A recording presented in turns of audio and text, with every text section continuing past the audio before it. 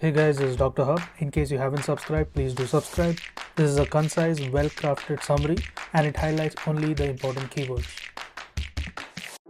Suture techniques.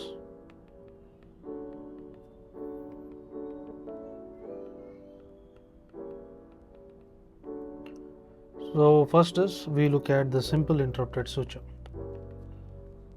So here the needle is inserted at right angles and it passes through the both edges of the wound and exit again at the right angle. The distance between the two sutures should be twice the distance. So what do I mean by this? The distance between the suture should be twice the distance. So say this is X, these are the suture lines. So this distance is X. So the distance between these two should be 2x.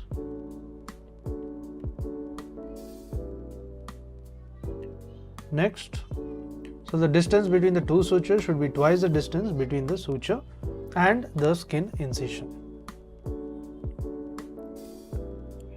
Then moving on to the continuous sutures.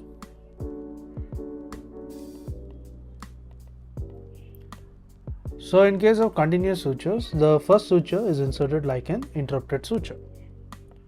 First is inserted as an interrupted suture and then the subsequent sutures are inserted continuously until the end is reached. So first is the interrupted suture and then you do a continuous. The far end is secured with an Aberdeen knot. So there is something known as the Aberdeen knot. Aberdeen knot or by tying the free end of the loop of the last structure. So you tie the free end of the loop of the last structure. Next is we look at the mattress sutures. So what happens with the mattress suture? So in case of mattress suture, it is used to create the eversion or inversion of the wound edges.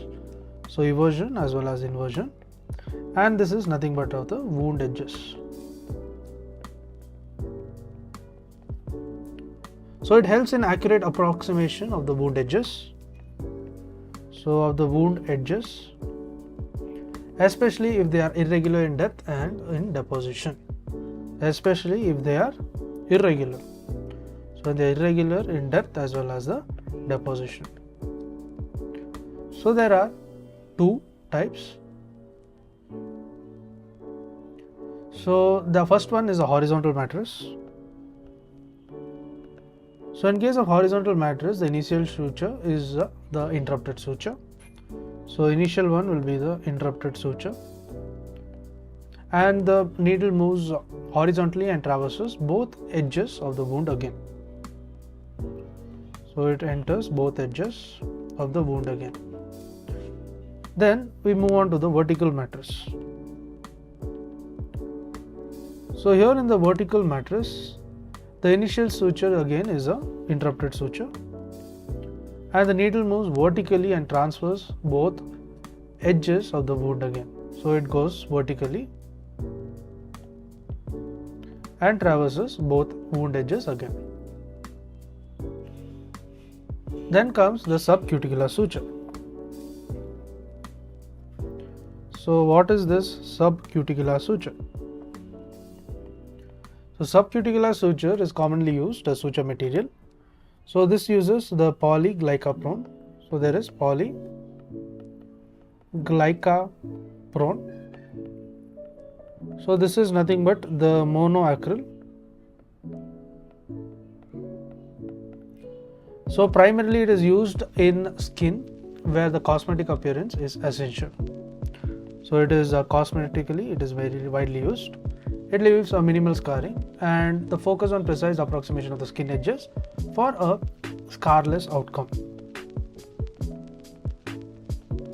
So the more precise you do, it's going to be scarless. Then comes the purse string suture. So what is the purse string suture? So this is a continuous stitch parallel to the edge of the circular wound is applied. So it is a continuous stitch and it is parallel to the edge of the circular wound. So there is a hernia repair, it is known as the appendectomy. So hernia repair is known as the appendectomy.